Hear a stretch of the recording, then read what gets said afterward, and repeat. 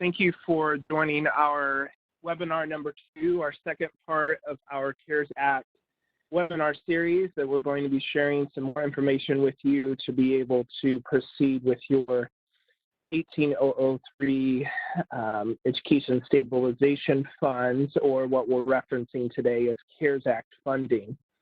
My name is Nathan Williamson. I serve as our Director of Title Grants and Support, and our team will be your point of reference for the CARES Act funding as well. I also have Andrew Mazur with us today, who's our Equitable Services Ombudsman, and he'll be with us in case any questions we'd like him to weigh in on. Shawnee Hawkins is one of our federal grant specialists. She's going to be help moderating the questions today. So at the bottom of your screen, you should see her email, shawkins2@doe.in.gov. And that way, if you have any questions based upon what we're sharing today, if you'll email her, and she will help collate those, and then we'll be sharing out those that we can to be able to discuss today. Obviously, you can contact us after this webinar, still contact me, your assigned federal grant specialist, and so on. But for the purposes of today, if you'll go ahead and send any and all questions, her email address, to help us answer those a little more efficiently. So in terms of our topics today, last week we held our first session. We talked in depth about allowable activities and equitable services based upon the information we had at that time. Today we are going to spend the majority of the time talking about the application requirements. Next week we are going to discuss tracking information and supporting special populations. And then the last week we'll be talking about any and all monitoring that the IDOE will have to do as our duties of the state agency receiving these funds, and then updates related to what IDOE's plans are with our state funding and how individual entities can receive support. So those are the topics for today. I also am going to briefly touch on after the or before the walkthrough of the application an equitable services update. So just as a general disclaimer, until late last week, we hadn't really gotten anything from the feds in terms of guidance. And so we have been trying our best to give you information the best as we can interpret it, or based upon our understanding, what we will approve, what other states are doing, because we know these are emergency funds, and we can't wait months on end to be able to move forward. With that being said, if the U.S. Department of Ed comes out with something later, then we'll definitely be willing to share it with you and adjust. So before we get started, just some basic reminders. Fiscal requirements, start date, you can revert costs back to March 13th for allowable activities. And so when we open the application today, you can start working on budgeting those, even things that have occurred. So those are pre-award costs that if you receive payment, then you can recoup that through CARES instead of whatever funding originally paid for. The funding is good through 9/30/22 to encumber. So as we've said several times, this is a long runway. You do not have to budget your entire application initially. You can budget a portion of it and hold back some, decide what your long-term plans are, and amend it later. So, or if you know your entire plan, you may submit it all right away if you wish. And then liquidation occurs through December 15th. All right.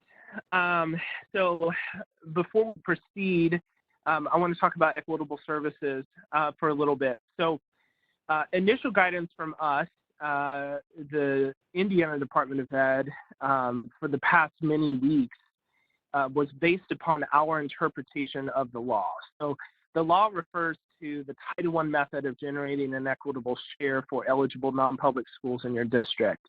And it referenced a specific section in ESSA 1117 and just like classrooms, the numbering system corresponds with the section of the law. So 1117 starts with 1, and it's the Title I section. So we had been referring you all along to use the Title I method to generate money for your non-pubs. And that depended upon poverty of students, addresses, and grade levels, because not all Title I schools within an LEA address all grade levels. Many times they're elementary only, or some middle schools. Not a whole lot of high schools are served with Title I. So that impacts the equitable share greatly, depending on the Title I structure within an LEA.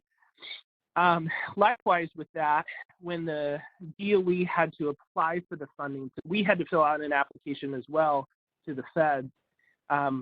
In the feds, within the application, I had to sign off that I would follow Section 1117 of ESSA, which is the Title I section. Late last week, and we sent a memo and update to everyone regarding this.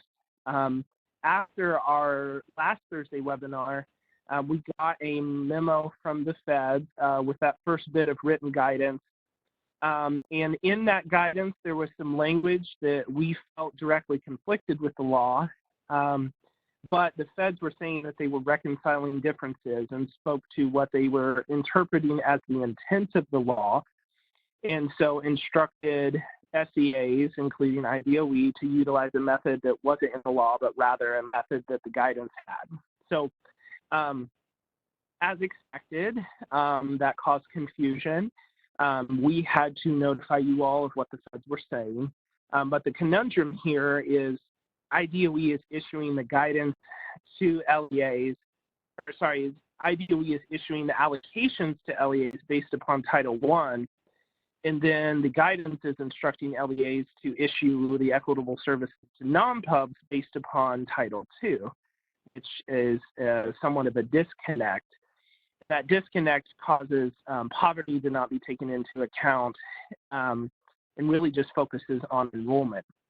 So in my several years doing this, this is the first time I've really been in this situation where we've gotten guidance that we believe directly conflicted with the law. Normally, guidance clarifies the law or provides information where the law was silent so that operationally we knew how to carry it out. It often helps us in audit purposes. But in this case, the guidance very much said, don't follow what the law says, follow this method, which is a precedent. So in looking through this and providing information to you all, we were looking at the changes going from one method to another. And quite a few of you have a large shift in the amount of money that are going to go to equitable services for non-public schools under the method in the guidance versus the method in the law. So 171 school districts, this doesn't change anything. And then charters, it doesn't change anything either. All of this discussion doesn't impact you because charters do not have to follow through with the equitable services requirements. That's a traditional public school requirement. And then we have a lot of LEAs that do not have any non-public schools within their geographic boundaries, or do not have children that live in their boundary that go to a non-public school elsewhere. So that's actually the strong majority. And then in comparing the two methods, about 88 school districts, Dr. McCormick mentioned earlier this week that the equitable share under the guidance almost tripled. And that tripling really comes from 88 LEAs. So for those 88, it's quite a bit more than tripling when you look at it individually for certain pieces. So as such, further updates, we have found out that numerous other states have asked US DOE for further guidance and clarification. There have been quite a few news reports about how there's been some pushback regarding this guidance. Some national groups like the Council of Chief State School Officers, which represents all the Secretary of Education, positions, superintendent of education positions. Also shared feedback with the U.S. Ed about how they felt like the guidance conflicted with the law. I also serve on our National Title I Association board. This has been a discussion with us too about how to proceed. Similarly, we've also read that quite a few attorney generals have been weighing in on this, including possibly our own, because of the disconnect between what the law says and the purpose of guidance. So all of that to say is there's a little bit of unknown still here, and so we want to update you with some background and an adjustment that we're going to be making today. So with that being said, we are opening the application today, and I'm going to walk everyone through it. But for some of you, we are not going to allow you to proceed. About 250 of you, the charters and the LEAs that do not have any non-public schools, you're going to be able to proceed because none of this impacts you. You can start the application today and submit today if you're ready. I will be opening the application after our webinar today, so if you'll give me 15, 30 minutes to do so, about 2:30 you'll be able to open one. For everyone else that does have non-public schools within their LEA or historically have students who live within their LEA that go to non-pubs elsewhere that have generated a Title I share, we are going to have you hold off on submitting. You will be able to open an application, start working on the LEA portion of the budget, but if you submit before we release further guidance, we will just return it back to edit mode and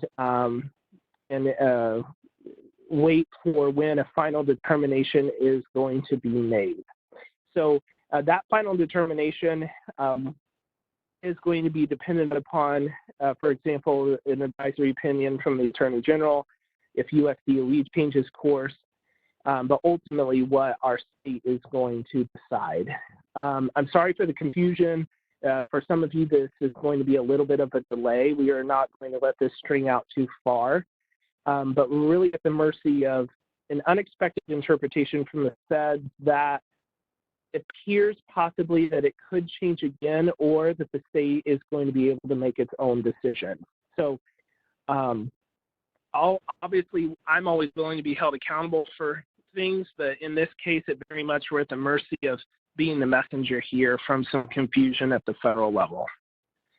So that's background on the equitable service guidance, in essence, that we're going to put a pause. The rest of the piece, I'm going to walk you through the application itself, and then touch on some minor pieces. So before I look at the application, we did receive approval of an additional waiver that is not related to COVID-19. The IDOE is going to be releasing some more information here very soon. A couple things we wanted to just go ahead and tell you today because we anticipated having a decent crowd.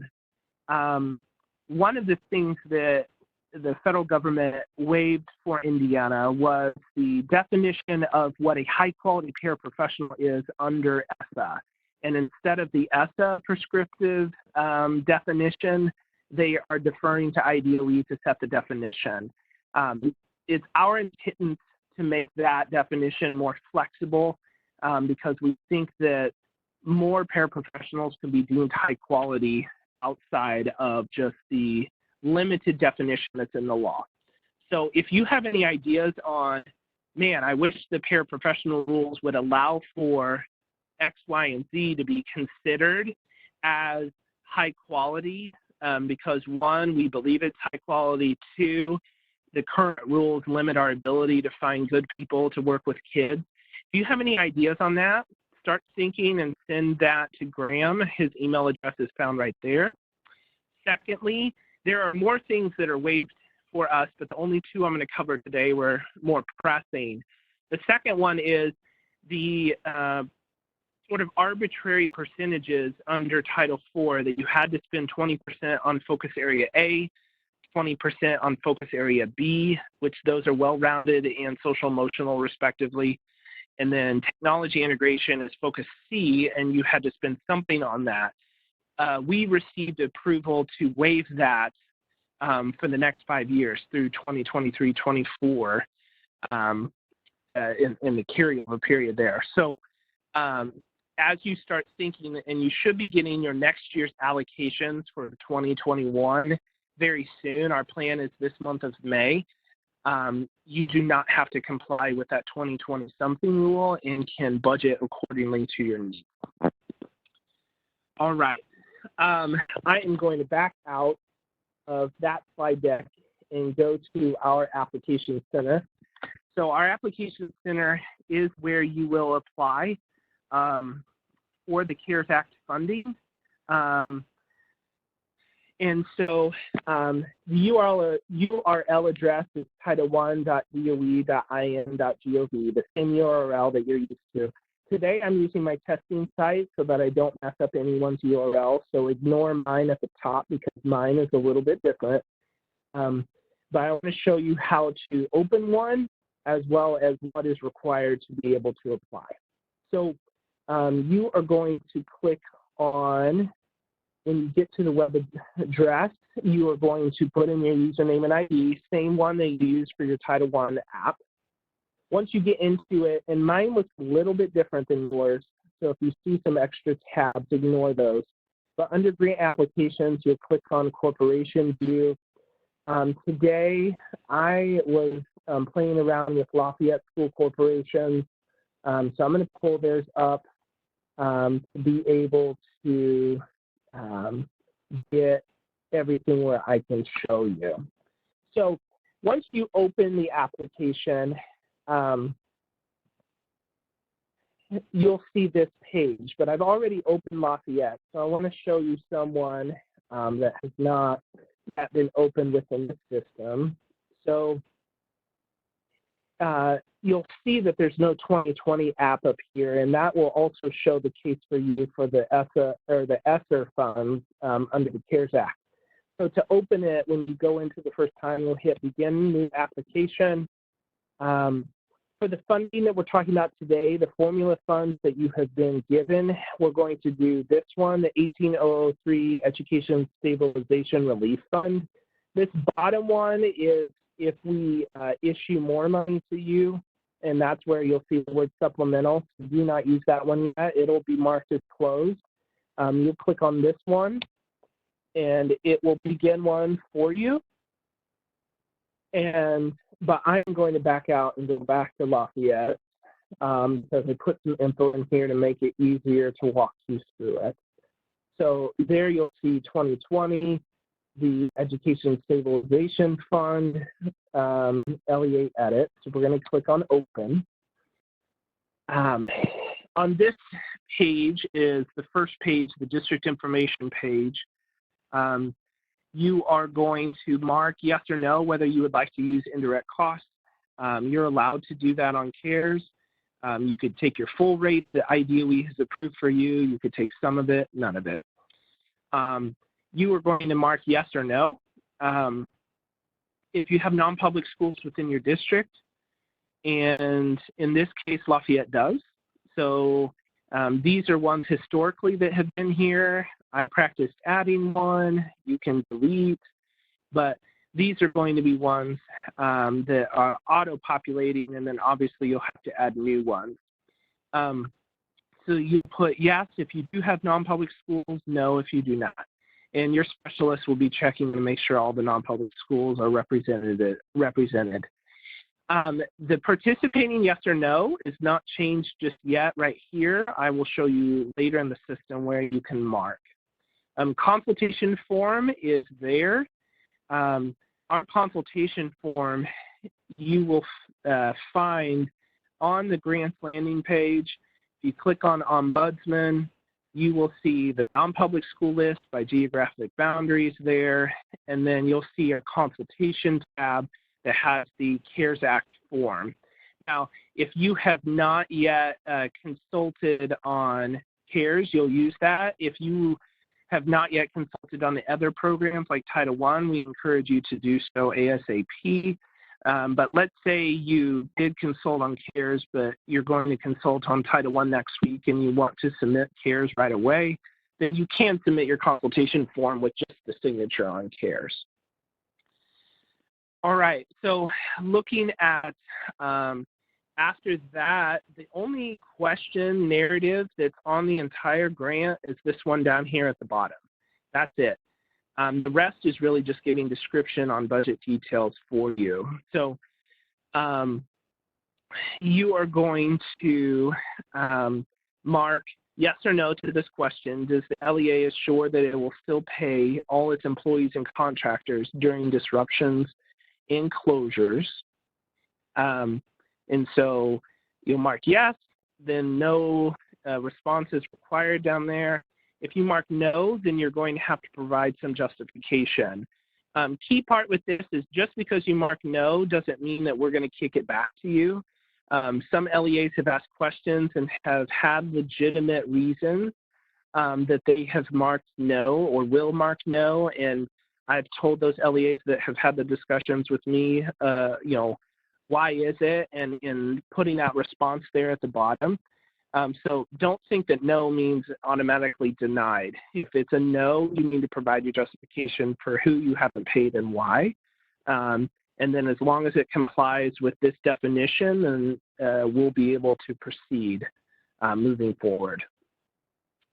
So after the district information page, the next page, you're going to enter in superintendent information, the CARES Act program administrator, so who is it in your district that's going to oversee the CARES Act, and enter that in there. And obviously it can be different than your normal title staff, the 1, 2, 3, 4.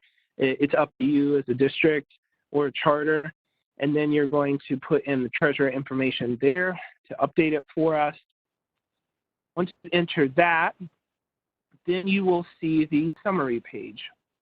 The summary page, IDOE will be entering in your allocation for you. So this shows editable just because it has my rights, but for you, it'll automatically be here on current allocation. Lafayette, you get much more than $100, but this is just for the sample. The bottom rows, maintenance of effort, equitable share transfer, all those items right now are going to remain as 0. Here, attachments. The only thing that you're going to need to be attaching is the consultation form showing that you have signed off with the non-public schools. If you cannot get a non-public school to sign off, then you'll attach your attempt at good faith effort there, which could be emails back and forth to the non-pub. It could be your postmark postage showing that you sent a certified letter and so on. This last part is going to be if IDOE has any items that we need you to fix, we'll put those notes there and then also email it to you. Once it is fully approved, the award letter, we're going to have to manually give that to you, so it's not going to be there as what it is in other applications. So that's the summary page. All right, the next piece is the district-wide set-aside. So except for the share that goes to the non-public schools, which you'll put the aggregate figure there, the rest of it is solely at the district level for one district level budget. So in this case, Lafayette generated their equitable share, and they came out that 90% of it was district, 10% was non-pubs, for example. So they put the splits there. And then once they do that, then the district-wide set-aside figure will show here at the top. You'll have a staffing page where you will put anything related to staff or stipends that you're going to be paying individuals here, just like you normally do in your Title I budget. And then here is the budget with the object codes. Now, those of you that are familiar with doing this, this looks a little bit larger than what you're used to because of some changes with the chart of account. and making sure we're compliant with Form 9 reporting. And then it's also going to be what you'll see in the IntelliGrants application next year. So in order to support you with budgeting for that, we have created a CARES budget example that really breaks down those added rows at the top that are in addition to what you normally see. That CARES budget example is in the alert box in the title grants landing page. So we gave you some samples of where we're expecting CARES allowable activities to go. This is not exhaustive, but it is an example. And so you'll see some of the types of activities there. Now, because CARES can be used for quite a few things beyond what is typically allowed in federal funding, we may have to use this last column, non-program charges, a few places, and then locally you'll code it correctly. And so we've given some examples down here of what non-program charges might be. So use that to help you.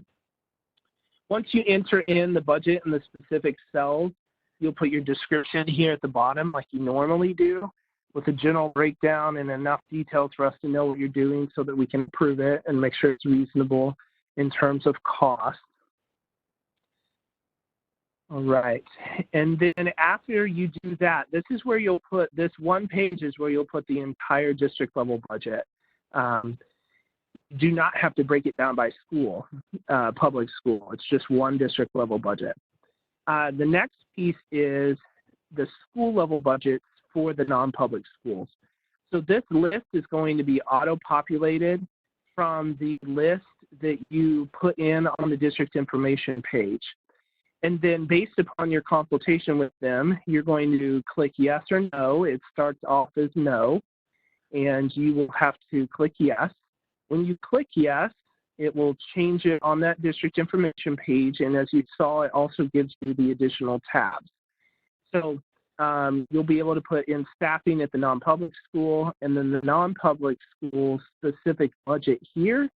And then this last tab is going to just show the aggregate of all non-public schools, their budgets. So when IDOE reviews it, we're going to check this total budget tab and the total figure budgeted at the bottom to make sure that it matches the total figure that you are saying is on the district-wide set-aside, which is here. Okay. All right, so that is the non-public piece. Let's see. Once you finish that, then at the bottom, you'll hit next section. You can use the top left nav, and you'll see the total program budget. This is the aggregate of everything across the district budgets for the LEA as well as the non-public schools budget. And it's total. The only error really in the system is that your total is not more than what funding you have. You're going to input here if you have contracts that are greater than $25,000, the value of those contracts have to be reduced from the indirect cost rate. So you'll enter in if the contract is $30,000 and you only had one, then you would put $5,000 right here because that's the value above $25,000. And that way it reduces it from how much is available for indirect costs. Property is going to be auto-populated based upon what you enter into this column. As a reminder, because of the update to the chart of accounts, property is only used for something that is $5,000 or more per item. Really, no one is buying things that are $5,000 more per item because we can't buy vehicles or other types of equipment that are that expensive unless the LEA has a lower threshold, but most don't. So this one likely is going to remain a 0, and most things are going to be in the supply column. And then you'll tell us how much indirect cost rate that you want to charge. After that, it's going to do a check to see if you missed anything. It says, congratulations, you didn't miss anything. So I am going to submit my email for it to notify me And the last thing you'll have to do is check the assurances. There are some new assurances on here than what you've seen before. Most of the assurances are not new, and you should be familiar with them. A couple of them that are new is just citing the section of CARES that we're going to comply with. One thing that I'll point out is it does say that you will participate in all CARES reporting. At the U.S. Department of Ed, because of what CARES says, I have to submit quarterly reports to them, which means if the data in that quarterly report is dependent upon what is occurring at LEAs, which is what we believe it is, although we've not seen the required data elements yet from the feds, then I'll have to require quarterly reports out of the LEAs so that we have the information to submit to the feds. So CARES has quite a bit extra reporting requirements than our typical federal grants that we have. Once you read those all and you're understanding comfortable with it, you'll enter in your information, the superintendent will, and they will sign and submit. And then IDOE team is ready to review and approve. So team is aware that people may start submitting very soon, and so we are prioritizing that. So if you do have immediate needs and you are in the LEAs that we have approved to proceed right now, do start submitting when you're ready. And then we promise we'll get a response back to everyone in the near future so that we can all proceed. All right, let me go back to our slide deck. Okay. On the slide deck, we reference the infographic that we shared last time. So we will make sure that that is still on the website that you can use. We have our FAQs that you can refer to. Final allocations are on the website as well, and then the Equitable Services Consultation document is there. So we are now going to shift to questions that I'm going to use Shawnee's help with. Shawnee's, what questions do we have?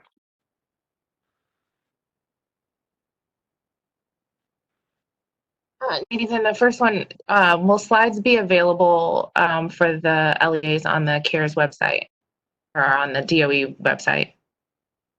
Yes. We had to edit the slides from last time because of the unexpected guidance that we got. But yes, slide decks will be here where you located the video. When you click on the CARES Act, we are going to place the slides here under the resources so that you can access them directly. We got a couple of questions about the non-pub equitable shares as far as reaching out to the non-pubs if the LEA has already reached out. Do we foresee any changes coming after this point? So possibly. I recognize that LEAs have already done, and non-pubs too that are participating, done work with the first method we provided you. Then you pivoted and used the method that the federal guidance stated that we should. Once we, fully determine the final decision, then we will notify you all as soon as possible, and we're not going to wait super long for that. But if you have non-public schools, I would, you can put the discussion about final numbers and final budget discussions on a brief hold until we get back to you with that final decision, which should be very soon, within a week or so. Okay. Do the CARES Act paraprofessionals have to be highly qualified under the existing rules? So, no, because the existing rules are not going to apply for the other titles either, because we're going to make it more accessible. So, the CARES funded items, you can hire paraprofessionals that do not meet the current Title I highly required requirements. Now, if they're working in a Title I school, the Title I rule still applies for school-wide purposes, that every paraprofessional must meet those requirements.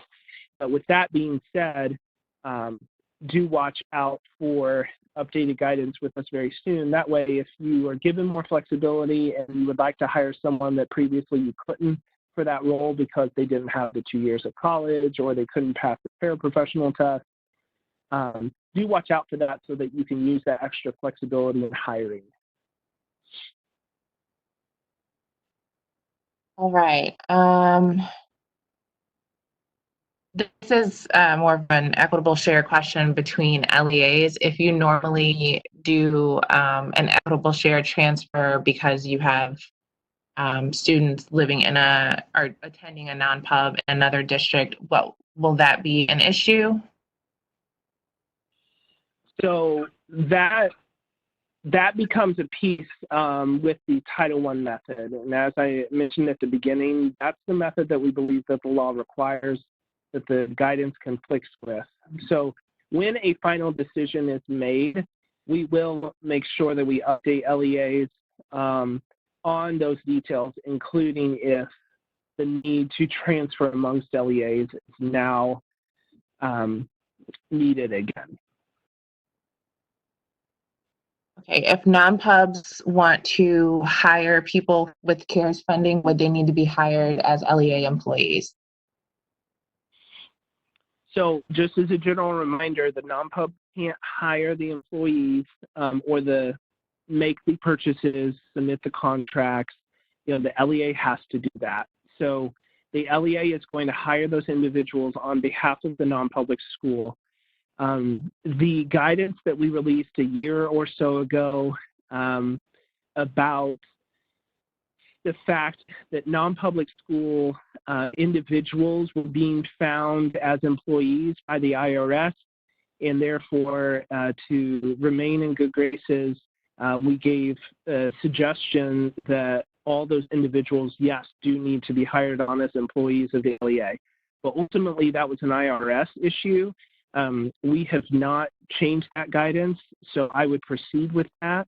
But ultimately, I would consult with your taxed individuals on making individual decisions with certain employees of contractors versus employees. The general answer is staff that are going to be working at the non-public school hired through CARES do need to be employees and definitely need to be hired by the LEA and not the non-pub. I think this is one that you may have touched on last week. If a non-pub doesn't participate in any title programs because they had too few students, do we still need to consult with them for CARES? Yes. So it's pretty common for certain programs to be more advantageous for non-public schools and their corresponding needs. So it's possible to say yes to Title II and no to Title I. It's okay to say no to Title I and yes to CARES, all those different combinations. So it's a requirement every single year on your regular programs that you read out.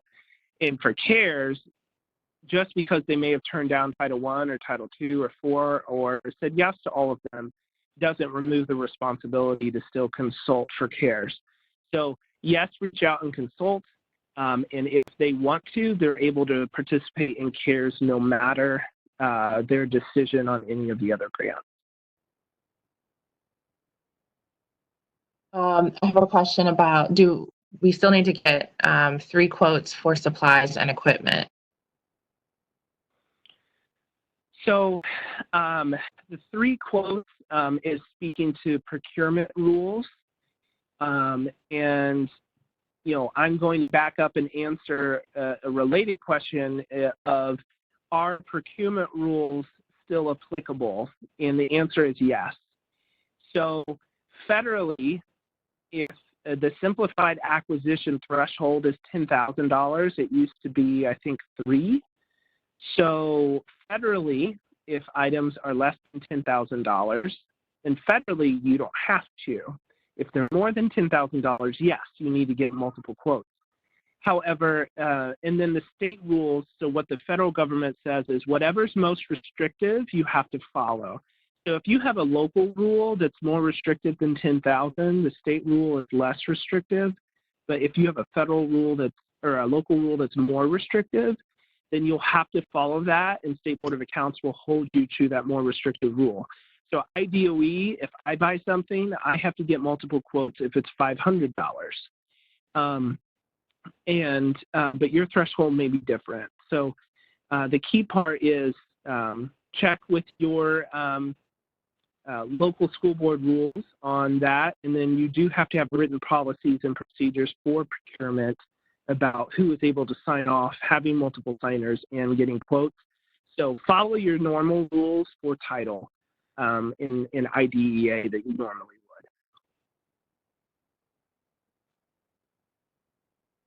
would. Will an electronic signature be acceptable for consultation? Yes. Yeah, with social distancing, absolutely. And then in normal scenarios, obviously in-person consultation is still going to be needed when we don't have local and state restrictions on social distancing. But the purpose of gathering signatures in the future, it's perfectly fine to do e-signatures when paired with in-person consultation. Right now, obviously no one is encouraged to do in-person unless it's considered essential services. And so if you want to have a phone conversation, Zoom, discussion over email, and then have them do an electronic signature, especially during these times, that's perfectly acceptable. If a non-pub is a delinquent institution that accepts Title I Part D, are they eligible for an equitable share? As long as they meet the definition of a non-public school, then they are eligible for equitable share under CARES. So just because they receive Title I Part D does not mean that they are not also meeting the definition of a non-public school. So if whomever has that question, if you want to specifically ask us and give us the name of the facility, but for the most part, the expectation for that would be yes, but we can check into it for you. A question on due dates. With having to give the non-pubs 30 days to respond and the due date being less than 30 days, how would you like them to handle that? So we have a tentative due date right now of June 30th, but we can give you more time. Our hope is, and you're going to see information coming out this Friday in Dr. McCormick's weekly messages about further training opportunities for IntelliGrants for the 2021 school year. And we've broken that up to try and stagger it to support you. But June 30th is a tentative date. If you need more time than that, we're glad to give you more time. The key is you just really can't start requesting reimbursement until your grant is approved. The 30 days is not written in statute. It's a general recommendation from us. If the non-public school, is ready to go and they're made aware that, you would request if they give it to you a little bit faster, that's okay. The key is that they need ample time to think and decide, just like you all do, and that we're not asking them with 1 day's response or a few days response. So we recognize this is emergency funding for everyone, but right now we anticipate giving LEAs a response for those that are put on hold with the non-public school equitable share piece, getting a response within a week or so, and then you'll still have 30 days even with the tentative deadline. All right, I have a couple more. Can the indirect cost rate be used for administrative expenses that are incurred from administering the non-pub program? Yes, although you can do direct costs as well. So on each of the non-public schools budgets, there is a line item for administrative support. And so the discussion, when you discuss your equitable share with each of the non-public schools, I would also add to the discussion list with the non-public school about an administrative fee to charge to the figure with each non-pub. It needs to be discussed at consultation and a consensus reached. We've told non-public schools directly that it's normal and fair to charge a figure because it does take time and effort. If an LEA has a lot of non-public schools, sometimes it's needed to hire an additional person, and then you'll get even better service by being able to charge a little bit to it.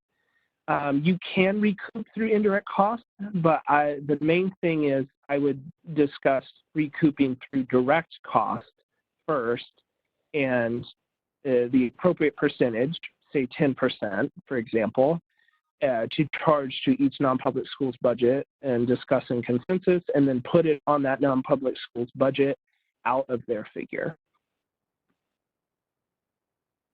I have questions about amendments to the CARES Act and what the time period for amending those looks like.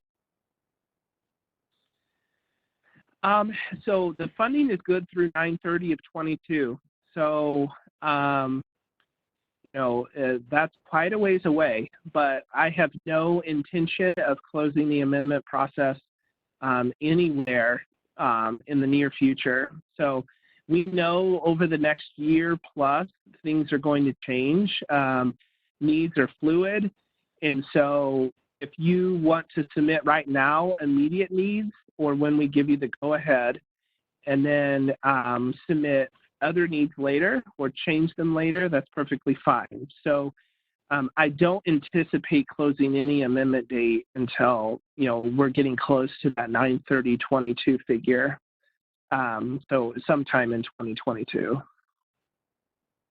Okay, and the last one I have is because this is in the Title I App Center, do we foresee the CARES application being moved over to IntelliGrant? No, we're going to keep it in the Title I App Center for the time being. We're working hard at getting IntelliGrants ready, and we didn't want to slow down that process. So we used our historical legacy system. So it should stay in the Title I App Center for the rest of its operational time period.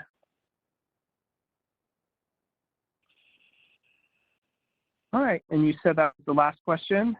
That was it. I got a few questions about allowable expenses. I will respond to those individually.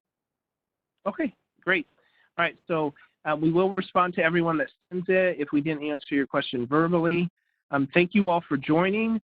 We appreciate your time, and we will be in touch with further information very soon. Thank you.